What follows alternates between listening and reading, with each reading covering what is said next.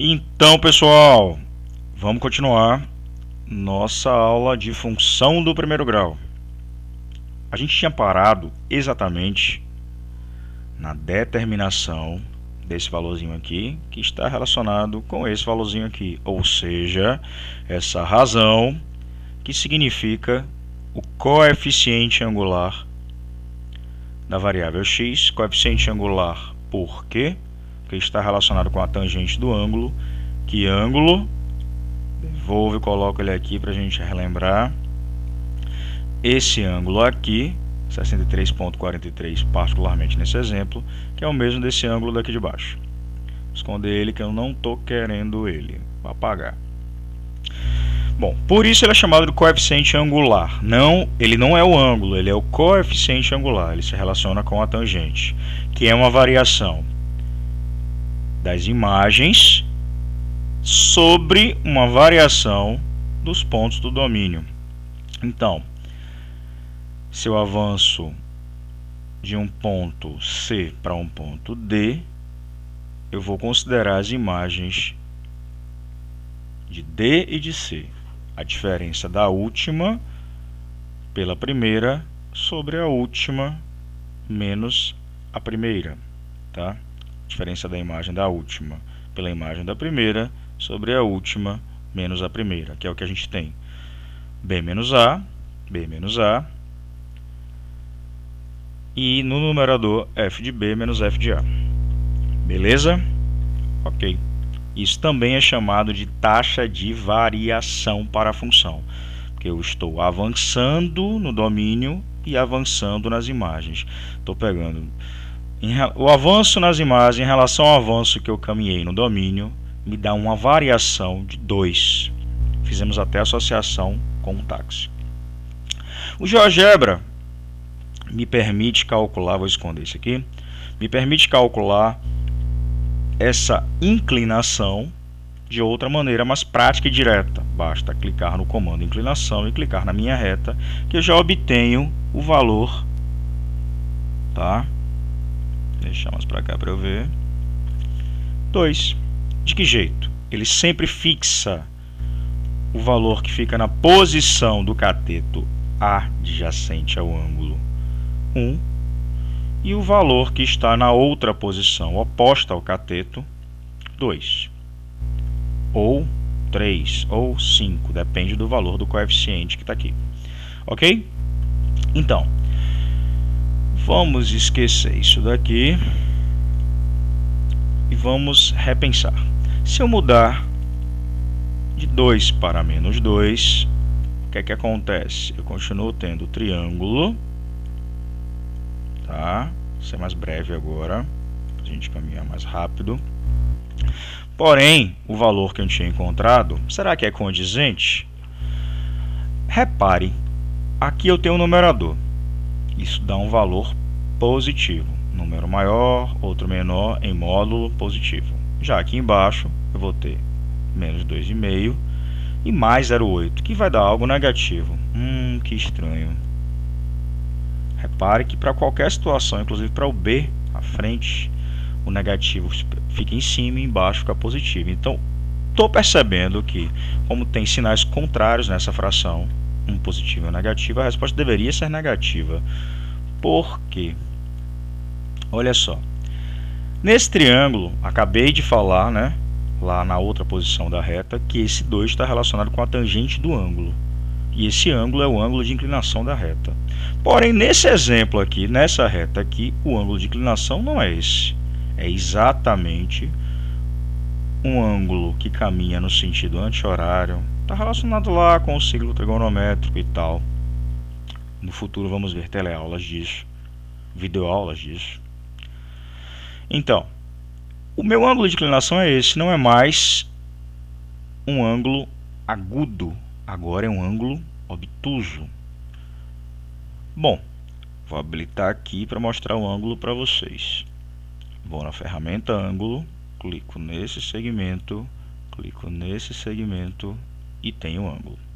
O ângulo agora, esse é o mesmo desse, é um ângulo obtuso, particularmente aqui 116,57 graus. E descendo demais ele muda, mas aí é o posicionamento que eu peguei dos segmentos. Mas o ângulo de inclinação da reta, ó, esse segmento paralelo ao eixo X, o ângulo é esse. Ao calcular essa tangente de 116,57 graus, o que é que eu vou obter? Menos 2 ao invés de 2. Bom, vou alterar aqui.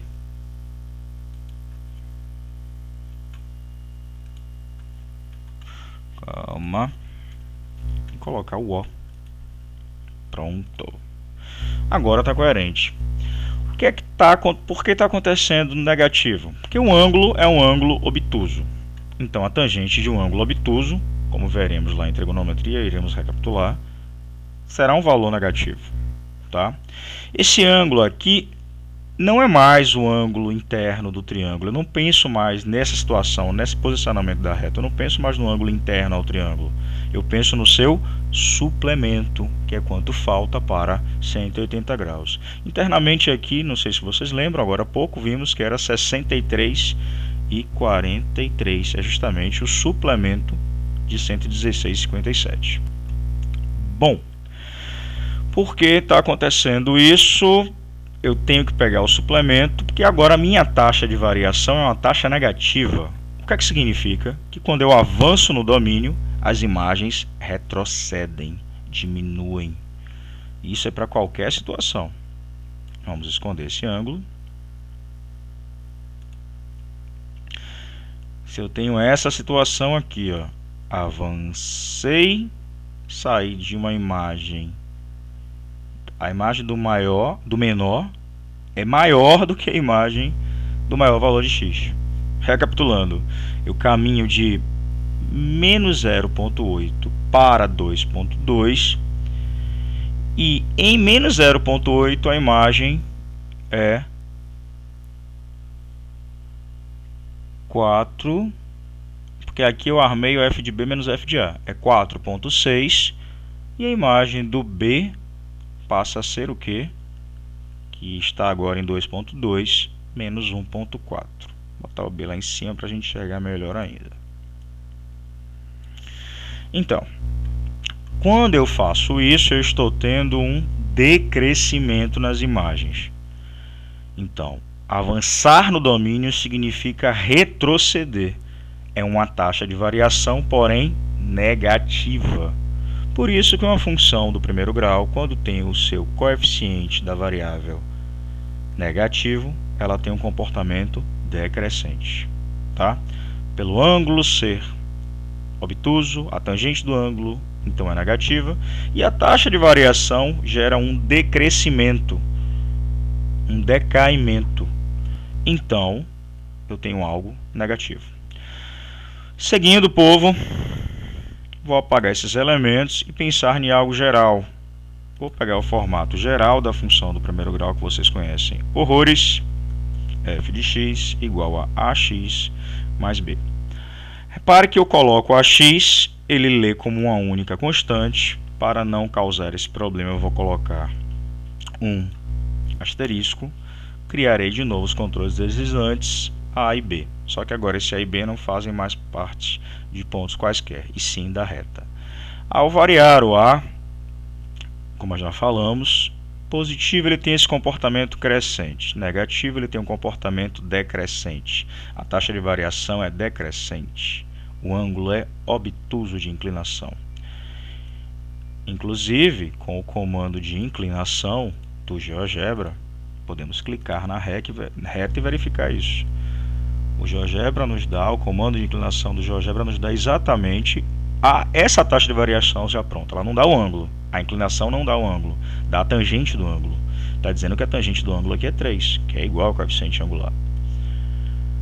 Ou, se estiver nessa posição, por exemplo, aqui é menos 1,7. Está obtuso. Então isso aqui não é a medida do cateto, tá? O que o GeoGebra te dá já é o coeficiente angular. E ele coloca um distanciamento entre as constantes, uma diferença entre os pontos do domínio de 1, tem um avanço, né, no caso aqui, um decréscimo de menos 1,7. Toda vez que eu avanço uma unidade no domínio, eu decresço 1,7 unidades na imagem.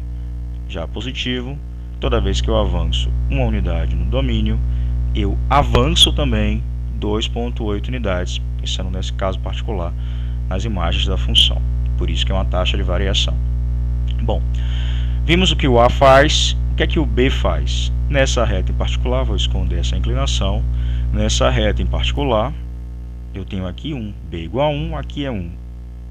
Se eu avanço B, eu também vou avançar esse corte, por assim dizer, essa interceptação no eixo Y. Então o valor de B é o valor que a função, onde a função, o gráfico da função, intercepta o eixo Y. O x vale 0, e aí eu tenho ponto 0 e B na função. Esse B gera uma translação vertical no gráfico da função. A função sobe, aumentando B e desce, tá? Beleza. Se liga, povo. Se eu colocar o A valendo 0, a minha função o gráfico da minha função ela fica paralelo ao eixo x e não mais é uma função do primeiro grau, é uma função constante. E essa função constante será o f de x igual ao b, que será 0 mais b ou menos b, tá? Chamada de função constante. Se eu não zero a, mas eu zero o b, é uma função que sempre passará no eixo x pela origem. Eu chamo de função linear, tá? Particularmente, se eu coloco a igual a 1, eu vou ter a função f de x igual a x, é chamada de primeira bissetriz. E se eu colocar o a igual a menos 1, eu vou ter f de x igual a menos x, ou seja, y igual ao oposto das abscissas, ordenadas oposto das abscissas. É chamada de segunda bissetriz. Divide os quadrantes em ângulos iguais, tá? Então, é isso aí que nós vimos para nosso conhecimento inicial de funções. Deixa um like, depois eu volto fazendo outras atividades com várias funções, várias situações onde eu estou na representação gráfica e vou para a representação algébrica ou vice-versa, usando o GeoGebra. Deixa eu movimentar mais nos conhecimentos de funções, para que a gente fique bem craque e possa desenvolver melhor mais à frente. Então é isso aí que você conheceu de função do primeiro grau. Espero que tenham gostado. Desculpem o prolixo, porque eu quero manter bem o aprendizado de vocês usando essa ferramenta tecnológica. Então, quem gostou, dá um like, inscreve no canal e até a próxima, galera. Abração para vocês.